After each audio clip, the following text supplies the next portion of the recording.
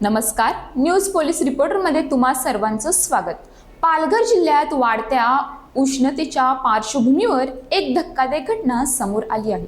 उष्माघातामुळे एका महिलेचा मृत्यू झाल्याचा प्राथमिक अंदाज व्यक्त करण्यात येत असून हवामान विभागाने जिल्ह्यासाठी येलो अलर्ट जारी केला असतानाच ही घटना घडल्याने प्रशासनाच्या आपत्कालीन तयारीवर प्रश्नचिन्ह निर्माण झाले आहे। मिळालेल्या माहितीनुसार पालघर तालुक्यातील वरई फाटा परिसरात गुरुवारी 7 मेला सकाळी सुमारे 10:30च्या दरम्यान ही घटना घडली।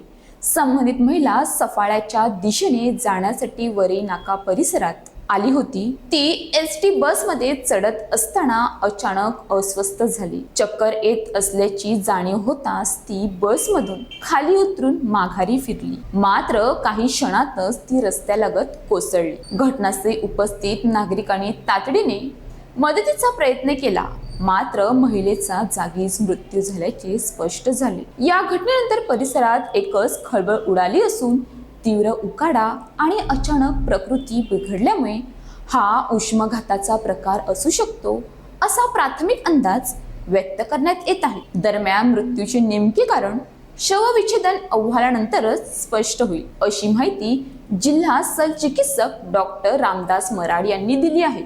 हवामान विभागाने पालघर जिल्ह्यासाठी उष्णतेचा येलो अलर्ट जारी केला असून जिल्ह्यातील काही भागांमध्ये तापमान 34 ते 36 अंश सेल्सिअसच्या पुढे गेले आहे। वाढत्या उकाड्यामुळे नागरिक त्रस्त झाले असून सार्वजनिक ठिकाणी पिण्याच्या पाण्याची व्यवस्था, वैद्यकीय मदत केंद्र तसेच उष्माघात नियंत्रण कक्ष यांसारख्या सुविधा अपुऱ्या असल्याची नाराजी नागरिकांकडून व्यक्त केली जात आहे। मृत महिलेची ओळख अद्याप पटली नाही।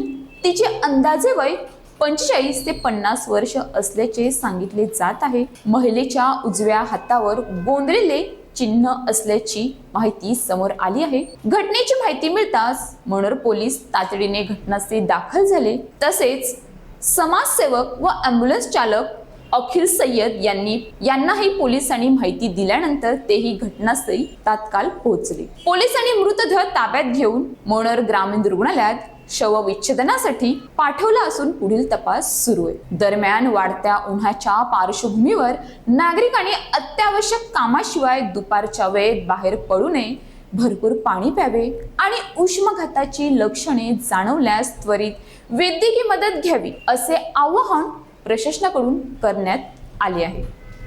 अशाच ताज्या बातम्यांसाठी आमच्या न्यूज पोलीस रिपोर्टर चॅनलला लगेच सबस्क्राईब करा आणि बेल आयकॉन दाबायला विसरू नका।